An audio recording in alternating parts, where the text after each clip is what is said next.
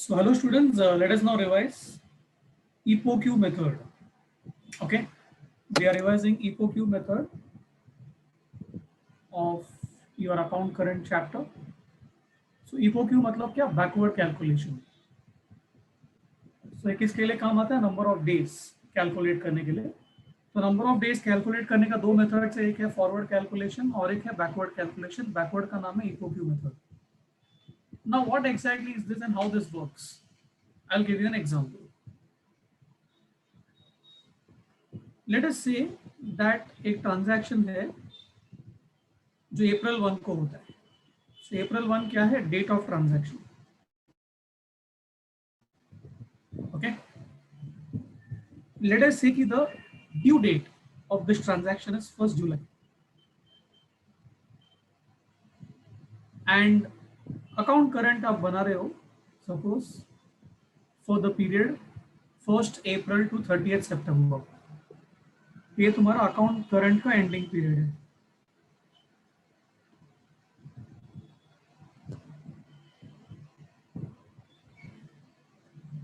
ठीक है. Forward calculation जब भी आप करते हो तो आप क्या करते हो? ड्यू डेट से लेके इधर की ओर बढ़ते हो. Correct.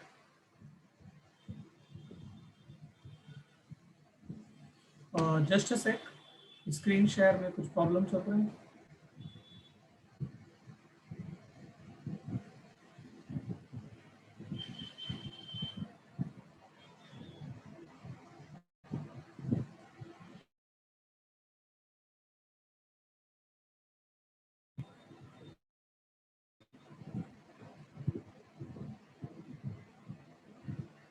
So what happens in forward calculation?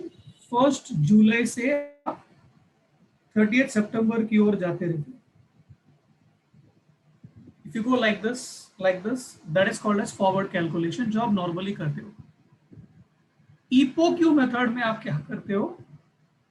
यहां से लेके आप यहां जाते हो.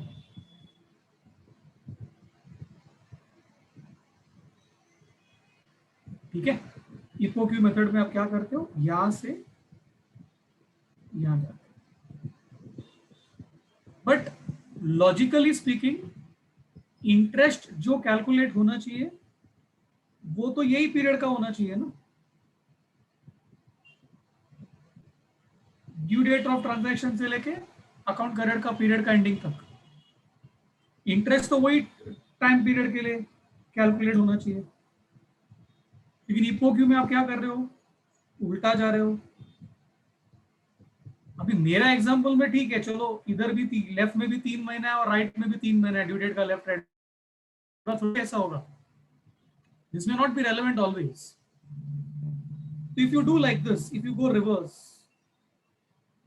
करेक्ट, तो आपको एक और काम करना पड़ेगा. अच्छा, और एक काम क्या करना पड़ेगा?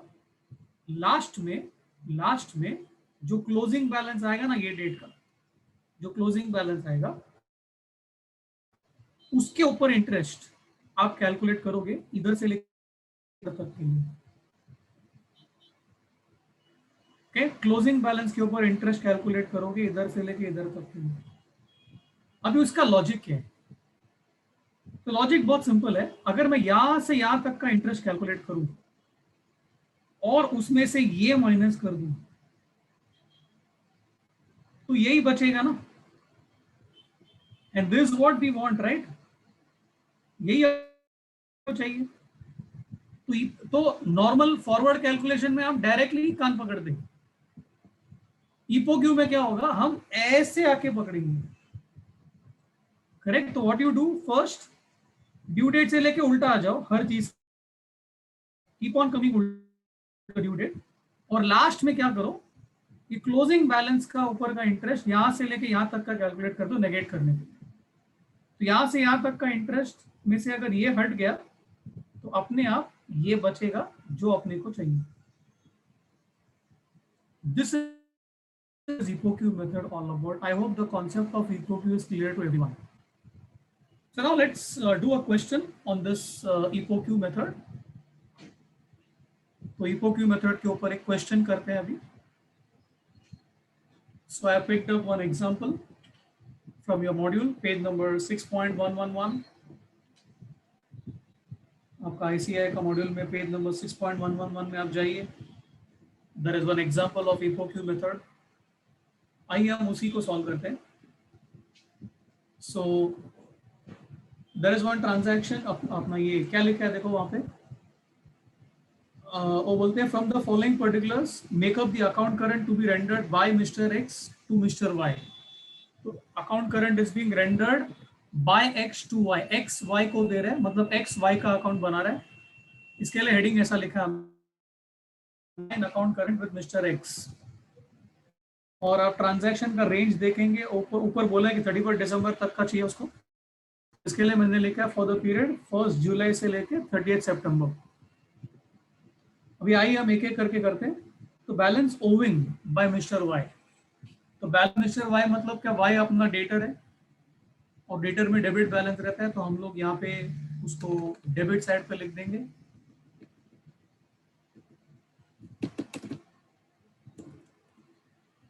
यहाँ पे डेबिट साइड पे मैं लिख दे रहा हूँ 2019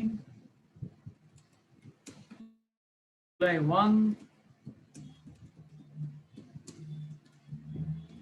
टू बैलेंस ब्रॉट डाउन. इसका अमाउंट है 600 रुपये. ठीक है, टू बैलेंस ब्रॉट डाउन 600 रुपये. अब इसका ड्यू डेट क्या रहेगा? इसका ड्यू डेट जुलाई 1 ही होगा. फॉरवर्ड में आप क्या करोगे, जुलाई से लेके दिसंबर. करेक्ट, जुलाई 1 से लेके दिसंबर की ओर जाओगे एंडिंग. अभी बैकवर्ड है तो जुलाई 1 से जुलाई 1 मतलब उल्टा. The number of days will be 0. Backward आ रहा है हम लोग, यानी हर ट्रांजैक्शन से हम लोग जुलाई 1 की ओर जाएंगे उल्टा. The number of days is 0, so product will also be 0. ये हो गया आपका फर्स्ट ट्रांजैक्शन जुलाई 1 का. जुलाई 1 के बाद नेक्स्ट ट्रांजैक्शन 30 जुलाई को है. 30 जुलाई को क्या हो गया, we have sold goods to Mr Y. तो it is Y account debit to sales. So जुलाई 30 को यहाँ पे हम लिख देंगे टू सेल्स. इसका अमाउंट है 300 रुपया और ब्रैकेट में लिखा है क्रेडिट पीरियड अलाउड 1 मंथ. तो 1 मंथ का उधर का पीरियड है, मतलब due date is on August 30. अभी डेज गिनना है अपने को. तो डेज गिनने के लिए क्या करेंगे हम लोग, अगस्त 30 जुलाई 1 की ओर आएंगे उल्टा. तो अगर आप अगस्त 30 से जुलाई 1 की ओर गिनोगे नंबर ऑफ डेज, तो आपको 61 आएगा. ओके, आपको अगस्त 30 को भी इंक्लूड करना है और जुलाई 1 को भी इंक्लूड करना है, दोनों को इंक्लूड करना है. सो अगस्त 30 से आप जुलाई 1 की ओर चाहिए तो आपको 61 डेज आएगा. 30 डेज ऑफ अगस्त और 31 डेज ऑफ जुलाई, तो 61 डेज. तो वो हिसाब से आप प्रोडक्ट निकाल दीजिए. तो 300 इंटू 61 का प्रोडक्ट इज 18,100. ये हो गया जुलाई 30 का ट्रांजैक्शन. उसके बाद 1 अगस्त को हम लोग ने गुड्स परचेज किया वाई से. तो it is purchases account debit to Y. तो वाई के अकाउंट में आ जाएगा बाय परचेजेस.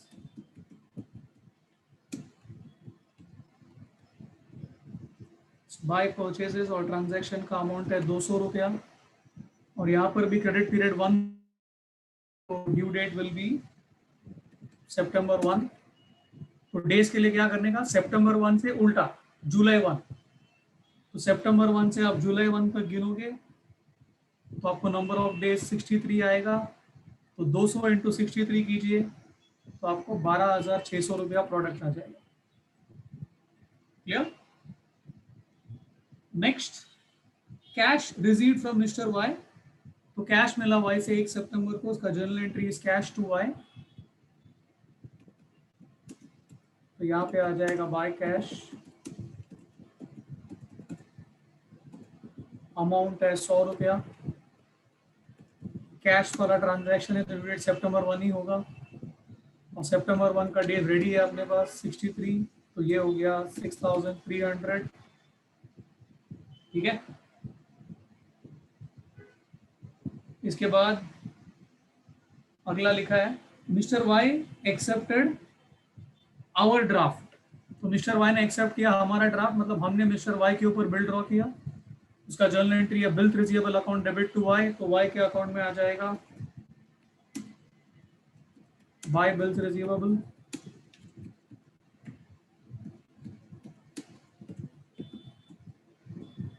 और अमाउंट है 400 रुपया और 3 महीने का बिल है तो उसका ड्यू डेट निकालते हैं। अभी सितंबर से अक्टूबर, अक्टूबर से नवंबर, नवंबर से दिसंबर, तो दिसंबर 1 तारीख को 3 महीना खत्म प्लस 3 दिन ग्रेस, तो दिसंबर 4 तारीख will become the due date.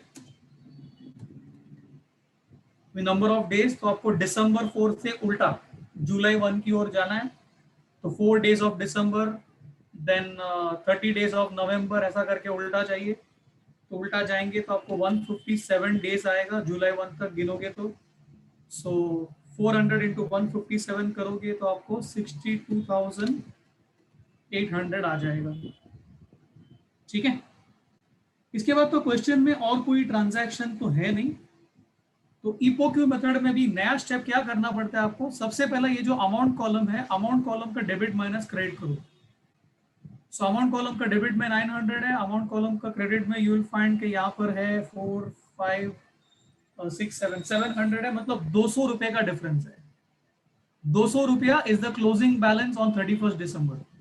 तो मैंने क्या बोला, ये 200 पे दिसंबर से लेके जुलाई तक का इंटरेस्ट हम लोग कैलकुलेट करेंगे नेगेट करने के लिए, करेक्ट। तो 200 रुपया पे आप इंटरेस्ट कैलकुलेट करो, नंबर ऑफ डेज कैलकुलेट करो पहले, कहां से कहां तक, 31 दिसंबर से लेके जुलाई 1 तक उल्टा, और वो जो आएगा डेज उसको यहां पे लिख देने का डायरेक्टली,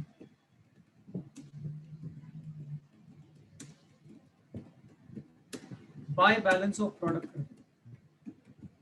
ये एक बहुत ही यूनिक स्टेप है जो सिर्फ और सिर्फ ईपीओक्यू मेथड में होता है। सो बाय बैलेंस ऑफ प्रोडक्ट ये कैसा आया, डेबिट माइनस क्रेडिट किया of amount column, correct, into days from, कहां से कहां तक, एंडिंग से स्टार्टिंग, मतलब 31 दिसंबर टू जुलाई 1। समझ गया कॉन्सेप्ट। और यहां पर मैं क्यों लिख रहा हूं, बिकॉज डिफरेंस यहां पर आने वाला है ना, डेबिट साइड बड़ा है ना, डेबिट साइड में 900 है, क्रेडिट साइड में 700 है, मतलब डिफरेंस यहां आने वाला है, इसके लिए ये बैलेंस ऑफ प्रोडक्ट यहां पे लिखा। उल्टा रहेगा तो ऑपोजिट साइड में आएगा। ठीक है, तो debit minus credit amount column का किया into days from 31 December to July 1।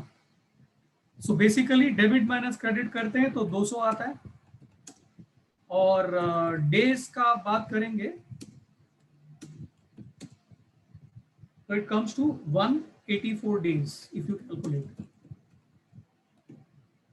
तो 184 डेज आता है। तो ये 200 इंटू 184 डेज करने का, तो ये जो बैलेंस ऑफ प्रोडक्ट है आपको आ जाएगा 36,800, उसको यहाँ पे लिख देने का। ठीक है, this is a very very crucial step as I told you, जो ईपीओक्यू मेथड में सिर्फ होता है। इसके बाद आपको क्या करना है, आपका प्रोडक्ट कॉलम का क्रेडिट माइनस डेबिट करेंगे। प्रोडक्ट कॉलम का क्रेडिट साइड को ऐड किया तो 118,500 आता है,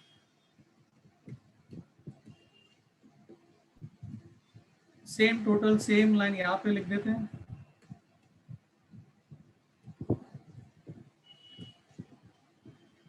अभी हम डिफरेंस कैलकुलेट करेंगे। So difference comes to 1,02,000। इसके सामने हम दिसंबर 31 को लिख देंगे टू बैलेंस ऑफ प्रोडक्ट। ये एक्चुअल बैलेंस ऑफ प्रोडक्ट है आपका।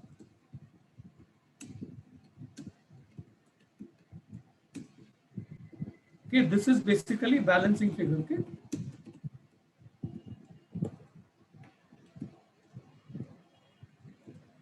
बैलेंसिंग फिगर आ गया, बैलेंस ऑफ प्रोडक्ट। अभी ये बैलेंस ऑफ प्रोडक्ट के हिसाब से हम इंटरेस्ट कैलकुलेट करेंगे। आई होप यू अंडरस्टैंड कि डेबिट साइड पे डिफरेंस आ रहा है बैलेंस ऑफ प्रोडक्ट का, करेक्ट। तो नॉर्मली आप लोग इंटरेस्ट कहाँ लिखते हो? ऑपोजिट साइड में लिखते हो नॉर्मली, बट यहां पर सेम साइड में लिखोगे, भाई उल्टा जा रहा है ना हम लोग। तो दिसंबर 31 को यहीं पे आ जाएगा टू इंटरेस्ट। जिसको ऐसा नहीं समझा, देखो बहुत सिंपल बात है। वाई का अकाउंट का अमाउंट कॉलम पे ध्यान दो, उसका डेबिट साइड बड़ा है, मतलब वाई अपना डेटर है। अगर वाई अपना डेटर है मतलब हम लोग वाई से इंटरेस्ट लेंगे ना, हम लोग वाई से इंटरेस्ट लेंगे, तो इंटरेस्ट हमारे लिए इनकम है, तो इंटरेस्ट क्रेडिट होगा और वाई डेबिट होगा। करेक्ट। कभी भी आप अमाउंट कॉलम पे ध्यान दो, वो इजी पड़ेगा। करेक्ट। अमाउंट कॉलम में डेबिट साइड बड़ा है, मतलब वाई मेरा डेटर है, मतलब वाई से इंटरेस्ट लेना है, तो इंटरेस्ट को क्रेडिट और वाई को डेबिट। तो वाई का डेबिट में लिख रहा हूँ to interest, and this will be 1,200,000 into 18% into 1 divided by 365. That is how you calculate. So this interest comes to 49 rupees. ठीक है। ये इंटरेस्ट लिखने के बाद आपको क्या करना है, ये अमाउंट कॉलम को बंद करना है। तो अमाउंट कॉलम का टोटल आता है 949, डेबिट साइड पे सेम टोटल, सेम लाइन यहां पर भी लिखने का 949,